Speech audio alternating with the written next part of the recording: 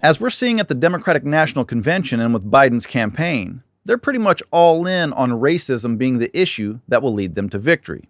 But have you noticed how their outrage is inconsistent and mostly selective when it comes to racial issues? They choose what does or does not anger them by who said or did the offensive thing, and how much political value there is in being offended. If you say or do something racist and you're a Democrat politician, it's a non-issue. If you're a Republican politician, they'll take something you said that's common knowledge, like there are criminals, drugs, and rapists coming across our southern border illegally, and they'll turn that into you calling all Mexicans rapists. Coming down the escalator when he announced in Trump Towers, he said he was doing it before he hit the ground floor. Remember what he said? He said, I'm going to take on those rapist Mexicans. Isn't that unbelievable? Because the left are the self-appointed deciders of who or what is offensive, they use it for political purposes. Democrats are still lying about what Trump said over Charlottesville, saying that he called neo-Nazis very fine people, even though he actually condemned them totally. And I'm not talking about the neo-Nazis and the white nationalists, because they should be condemned totally. Just imagine for a second if Trump did this while he was trying to court a church full of black voters. I don't feel no ways tired. I come too far from where I started from. Nobody told me that the road would be easy. I don't believe he brought me this far to leave me. If Trump did that, the outrage would be like something we haven't seen before. But because a Democrat did it, it's okay. And they voted for her. What Hillary did in my book is political blackface. She may not have painted her face black, but she did do a caricature of a black person from the olden days. And that's what blackface is. Blackface isn't Jimmy Kimmel making fun of Karl Malone. Why they call it diabetes? That get people all riled up. That's what Karl Malone say, change name diabetes to live beaties. That's imitating someone. Blackface is stereotyping and generalizing. Just imagine if Trump did a speech to a room full of black people and spoke like this Democrat. I'm proud to be a bartender. Ain't nothing wrong with that. There's nothing wrong with working retail, folding clothes for other people to buy. There is nothing wrong with preparing the food that your neighbors will eat. Seriously, if Trump acted like that in front of one black guy, Democrats would go berserk. And that's the thing. Trump hasn't done one thing that's racist, and that's the attack you hear the most coming from Democrats. Because it works. Imagine how embarrassed you'd be if Trump did an interview with a few black people and claimed to always have a bottle of hot sauce on him in an effort to pander to them. And then when they ask him if he's pandering, he asks them, is it working? What's something that you always carry with you? Hot sauce. Really? Yeah. Really? Yeah. Are you getting information right now? Hot sauce. Hot sauce in my bag, Swag? Hot sauce. Really? Yes. Now listen, I just want you to know, people are going to see this and say, okay, she's pandering to black people again. Okay. Is it working? Remember when Trump got called a racist for referring to MS-13 gang members as animals? What if he would have said that he didn't want his kids going to school in a racial jungle? That's what Biden said about desegregating schools and busing. And if you don't believe me, even Snopes had to say it's true. What it comes down to is that the left's number one attack on Republicans is that they're racist. And that's because it's their most effective attack. If they can convince you that someone's a racist, then they can convince you that they're evil.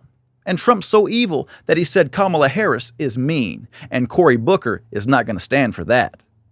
Well, I'm smiling because if there's anything I know, and Kamala's too humble to ever say this, but she has now joined the pantheon of great black women in history. And I know what they've tried to do to great black women in history. They've always tried to destroy them. Ella Baker, Harriet Tubman, I can go through them. And as one great black woman wrote so eloquently, and it applies to Donald Trump and Kamala Harris, you may write me down in history with your bitter, twisted lies. You may trod me down in the very dirt, but still like dust, I rise. Actually, Cory, it's Democrats that are trying to write a history full of lies. President Obama, in his eulogy of John Lewis, compared Trump to Democrats Bull Connor and George Wallace. George Wallace may be gone, but we can witness our federal government sending agents to use tear gas and batons against peaceful demonstrators. So we all know George Wallace as the guy who fought for segregated schools. Now, you tell me, which candidate in this upcoming election has ever said anything in favor of segregated schools? I'll give you a hint. It's not Trump. Here's the full quote from Joe Biden in 1977 when he's talking about desegregation and busing. Quote, "Unless we do something about this, my children are going to grow up in a jungle. The jungle being a racial jungle with tensions having built so high that it is going to explode at some point. We have got to make some move on this." Unquote. So who's more comparable to George Wallace? The incumbent candidate who reformed how our justice system works to address the mass incarceration of black people? Or the candidate who wrote the legislation responsible for the mass incarceration of black people? Is it this president who gave more funding to historical black colleges than the first black president did? Or is it the former VP that once said he didn't want his kids to grow up going to school in a racial jungle? I know their argument is that Biden is open to all of these progressive ideas and Trump wants the status quo. But is that true? Since we're talking about schools, let's just look at what progressive policies do. They give the government the power to choose where your kid goes to school. You as a parent don't have a say. And they also decide what your kid learns at the school they force them to attend.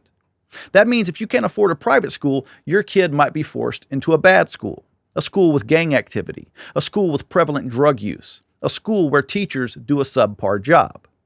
If I was a segregationist, that would be the exact type of system I would want. Now, where do you think Joe Biden's kids went to high school?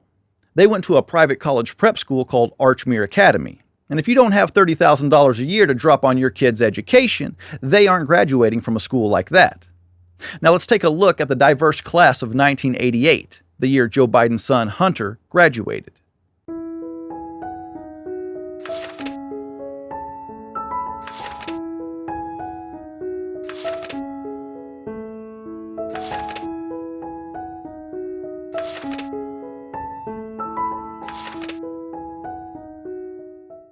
Not so diverse, was it?